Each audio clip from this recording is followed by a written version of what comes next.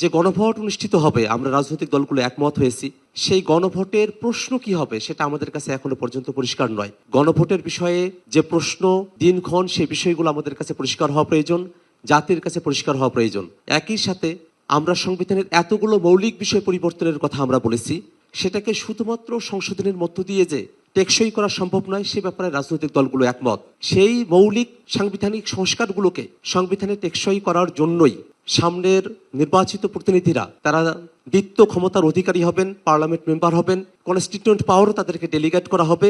সেই বিষয়টা আমাদের কাছে পরিষ্কার হওয়া প্রয়োজন এবং সামনের সংবিধানে যে বিষয়গুলোকে অন্তর্ভুক্ত করা হবে সেটা কোনো সংশোধনের নামে নয়, সেটাকে সংস্কারকৃত সংবিধানের কথা জুলাই ঘোষণাপত্রে বলা হয়েছে, সেই বিষয়টাকে আমরা বাস্তবায়ন দেখতে চাই। ঐক্যমত্য কমিশনে আমরা অনেকগুলো আলোচনা করেছি। আমরা রাজনৈতিক দলগুলো মত পথের পার্থক্য ভুলে জাতির স্বার্থে আমরা এখানে একত্রিত হয়েছি। ঐক্যমত্য কমিশন ধৈর্য ধরে আমাদের কথাগুলো শুনেছেন। আমরা এই বিষয়টাকে বাস্তবায়ন দেখতে চাই। আমরা চাই জুলাই সনদ বাস্তবায়নের পথটাকে পরিষ্কার করে তারপরে আমরা সনদ স্বাক্ষর করার দিকে অগ্রসর হব। জাতির কাছে সবগুলো বিষয়কে পরিষ্কার করে তারপরে জুলাই সনদ স্বাক্ষরিত হলে তবেই সেটা বাংলাদেশে কার্যকরভাবে বাস্তবায়ন করা সম্ভব এবং জাতির প্রত্যাশাকে পূরণ করা সম্ভব।